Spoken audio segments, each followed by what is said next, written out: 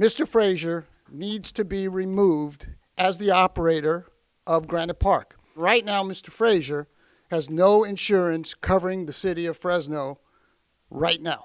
This group, I call them the corrupt gang of four, Soria, Arias, Esparza, Maxwell, and now this council president, who I'm going to talk about in a second, Nelson Esparza, continue to give special treatment to the fiancé of Councilmember Soria, Terrence Frazier. We're turning away from a developer who's running a park in violation.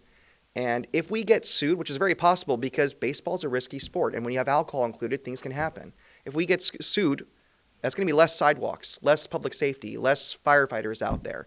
And it's not a little suit, it's millions of dollars. This operator, because of his relationship, this developer is getting a sweetheart deal. And I'm calling on the mayor of Fresno, I'm calling on the U.S. attorney, I'm calling on the powers that be to get off their ass and do something about it. I'm sick of it. The city always has to be protected when we enter into a contract and somebody's going to operate. We require it of everybody. Yeah. It's not any different than Mr. Frazier. The other people just comply. They meet their obligations.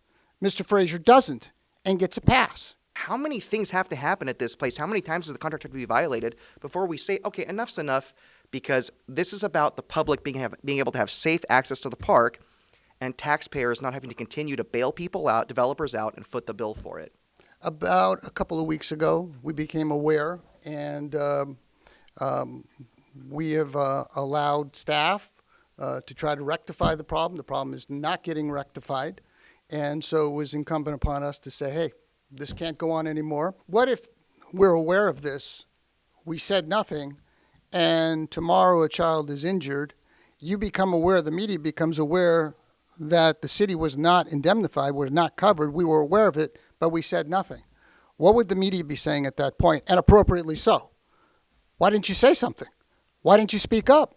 And the reason I'm here is I want to bring credibility to the things Gary is saying, because these are beyond allegations. This is what's happening. We are being intimidated because of a relative, a developer, of someone who's on this council, and it's got to stop.